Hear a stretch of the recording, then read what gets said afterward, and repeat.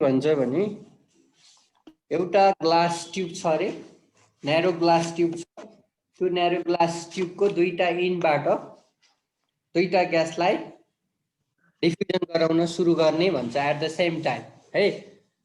1.5 metre long glass tube दियो है। यसको लेन्थ है, टोटल लेन्थ 1.5 मिटर।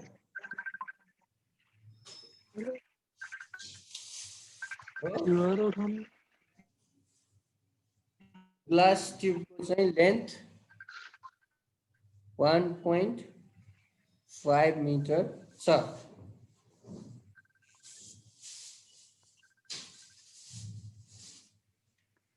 अब यसको दुईटा इन्डबाट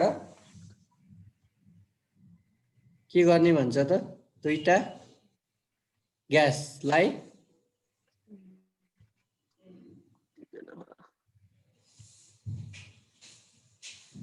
एकैचोटि डिफ्युजन गराउनलाई सुरु गर्ने। NH3 लाई एउटा इन्डबाट, HCl लाई अर्को इन्डबाट हो। र अब दुईटा ग्यासहरू डिफ्युजन भएपछि एउटा पोइन्टमा गएर मिट हुन्छ। त्यो पोइन्टमा के हुन्छ, white fume of ammonium chloride form हुन्छ है। यो चाहिँ के हो त, NH4Cl फर्म भएको पोइन्ट हो, जुन चाहिँ हामीले बाहिरबाट क्लियरली देख्न सक्छौं। By the appearance of white fume we can confirm the point of diffusion. अब क्वेसनले के निकाल भन्छ भने from the end of ammonia हो at what distance formation of ammonium chloride takes place भन्छ। NH3 बाट कति टाढा हो एमोनियम क्लोराइड फर्म हुन्छ भन्छ। भन्नुको मतलब यो डिस्टेन्स निकाला भनेको तिमीहरुलाई let it be x metre है। यो x मिटर निकाला भने हो।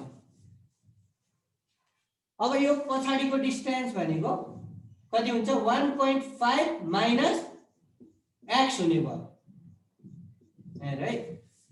अब यो केसमा चाहिँ हामीले रेट अफ डिफ्युजनलाई चाहिँ distance travel by the gas per unit टाइमले चाहिँ रिप्लेस गर्नुपर्छ। किनभने रेट अफ डिफ्युजनलाई हामीले दुई तरिकाले डिफाइन गर्न सक्छौं। एउटा volume of the gas defuse per unit volume है, भोल्युम बाइ टाइमको हामीले न्युमेरिकल गरिसक्यौं। अब यो चाहिँ डिस्टेन्स, किनभने रेट भनेको सिम्पली के हो, स्पिड हो, स्पिड भेलोसिटी हो हैन। त्यही भएर डिस्टेन्स ट्राभल पर युनिट टाइमले पनि हामीले रेटलाई एक्सप्रेस गर्न सक्छौं। त्यही भएर हामीले यहाँ निकाल्नु पर्ने चाहिँ वास्तवमा के हो, x को भ्यालु हो। x is the distance travel by ammonia. त्यस्तै 1.5 माइनस x भनेको it is the distance travel by HCl। र अब टोटल ट्युबको हामीलाई लेन्थ दिएको छ 1.5 metre.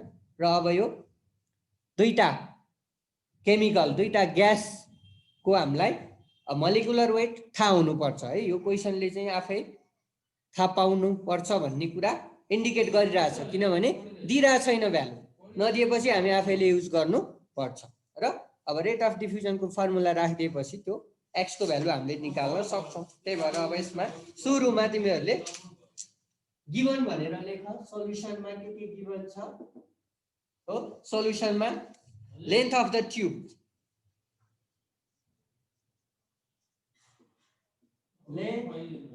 of the tube equal to 1.5 meter. This is the total length of the tube. अब ammonia कति टाढा बन्छ भनेर हामीले x फिगरमा देखाएपछि अब ल्याङ्ग्वेजमा नि कन्सिडर गर्नु पर्यो। Let x be the distance travel. Let x be the distance traveled by NS3. That is SNS3 माने है। SNS3 भनेको distance traveled by ammonia. Let x be the distance traveled by NS3. That is SNS3. Then the distance travel by SCL will be that is SHCL कति हुन्छ total distance 1.5 metre छ 1.5 metre मध्ये एमोनियाले x metre cover गर्यो भने बाँकी रहेको भनेको 1.5 minus f हो यति मिटर हुन्छ इक्वल टु गर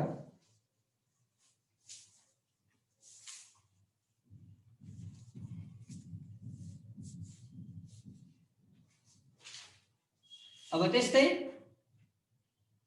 अब मोलिकुलर वेट अब यो लेखे नि हुन्छ नभए डाइरेक्ट फर्मुलामा राखे पनि हुन्छ यो चाहिँ आफै थाहा पाउनु पर्छ है क्वेशनले दिएको छैन molecular weight of NH3 like NH3 को कति हुन्छ 17 त्यस्तै molecular weight of HCl MHCl एउटा हाइड्रोजन एउटा क्लोरिन 36.5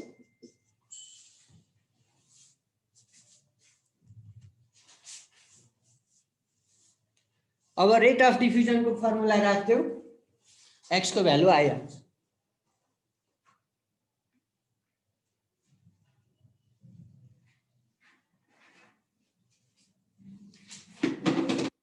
अब from Grant's law of diffusion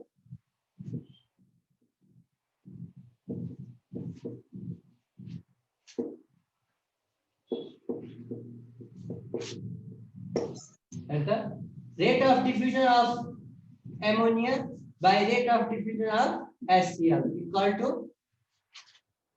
root under molecular mass of HCl by molecular mass of NH2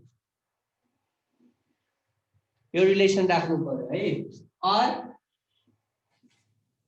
अब यहाँ चाहिँ रेट अफ डिफ्युजनलाई जेनरली हामीले भोल्युम बाइ टाइमले रिप्लेस गर्थ्यौं भने यहाँ चाहिँ डिस्टेन्स बाइ टाइमले रिप्लेस गर्नुपर्छ rate of diffusion of ammonia भनेको distance travel by ammonia by time taken by ammonia है यहाँ diffusion start at the same time it means time taken by NH3 and HCl to diffuse are the same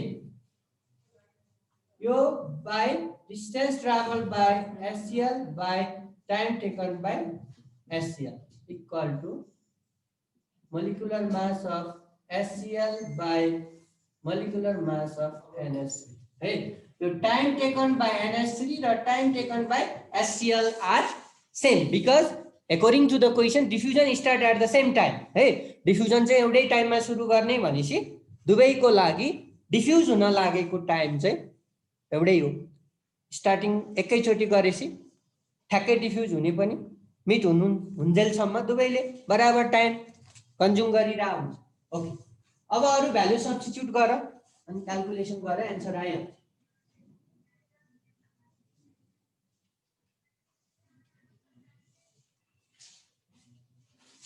okay अब यसपछि हेर त or के बाँकी रह्यो त distance traveled by NH3 by distance traveled by HCl equal to molecular weight of root under molecular weight of HCl by molecular weight of NH3 हो अब भ्यालु राख्यो distance traveled by ammonia लाई x मानेको हो x by यो चाहिँ कति हुने भयो 1.5 minus x हुने भयो molecular weight of HCl 36.5 by 70 अब सबै म्याथमेटिकल कुरा हो अब यो रुट अन्डर को भ्यालु निकाल क्रस मल्टिप्लिकेसन गर finally you will get the value of x हैन x को भ्यालु आउँछ 1.5 है what you will get x equal to ल निकालेर भन्न त कसले निकाल्छ छिटो आन्सर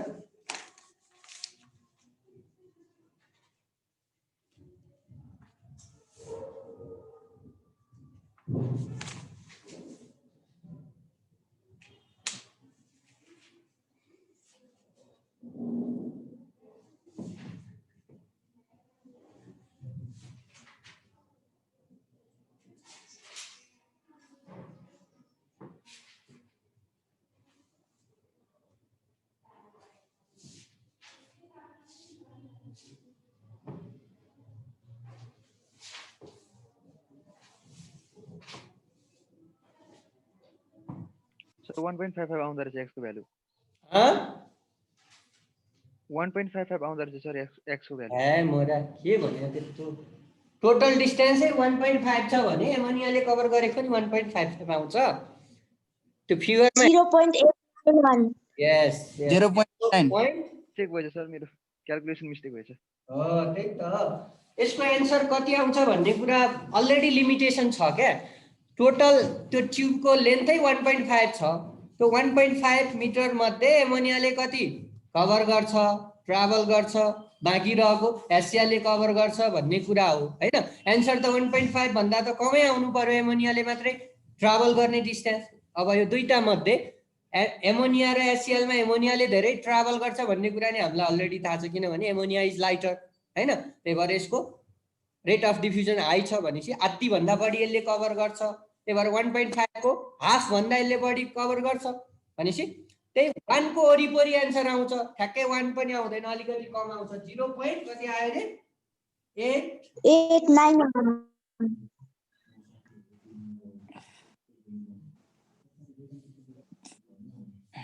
हो ठ्याक्कै एन्सर चाहिँ 0.89 दिया छ है तिमीहरुको नि कति आउँछ हो सर 0.89 नै आउँछ 0.89 चाहिँ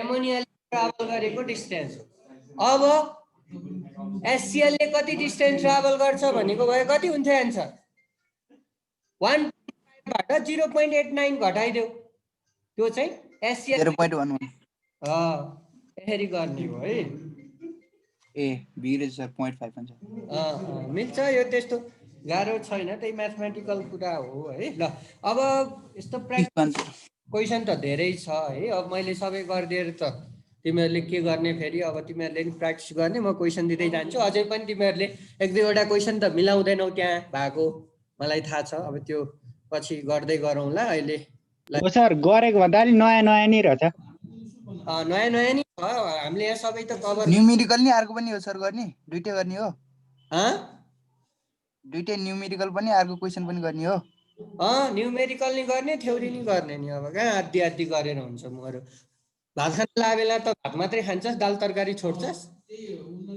एउटै थालमा हालेपछि यहाँ नि एउटै क्वेसनमा न्यूमेरिकल पार्ट नि छ हैन थ्योरी पार्ट नि छ आधी गर्ने आधी छोड्ने भन्ने त टिक मार्क लाग्यो मात्रै सर टिक मार्क मात्र लाग्यो टिक लागो मात्रै गर मैले एक दुईवटामा टिक लागेन भन्नुको मतलब त्यो तिमीहरूले अलि गर्न सक्दैनौ भनेर नलागेको हो किनभने त्यो अलि पढ्न नि बाँकी छ कुनै कुनै जस्तै लिक्विडको सोध्या छ त्यो लिक्विड स्टेटको त न्यूमेरिकल त खासै छैन त्यही सोल्युबिलिटीसँग रिलेटेड हुन्छ त्यो थ्योरी क्वेसनहरू चाहिँ अब लिक्विड स्टेटको पनि छ त्यहाँ कतिपय हैन कुनै कुनैमा मिक्स भए होला त्यो चाहिँ अब तिमीहरूलाई अलि आइडिया नहुन सक्छ भनेर मैले गरे हो न्यूमेरिकल चाहिँ अब लगभग 1 ग्राम्स लसम्म हो तैपनि कुनै कुनै टाइपको न्यूमेरिकल अब अझै हामीले गर्न पाइन्छ जस्तै त्यो सुरुकै क्वेसनमा चाहिँ नम्बर अफ बलुन क्याल्कुलेट गर्ने छ हैन त्यस्तो अलि तिमीहरूलाई नआउन सक्छ म त्यो पछि गर्दिउँला त्यस्तो सर यो भिडियो चाहिँ हाल्दिहाल्नु क्या हामीलाई नि राम्रो हुन्छ नि नबुझेकोहरू प्रष्टै बुझिन्छ भिडियो हेर्दा हिजोको हालिदिनु भएन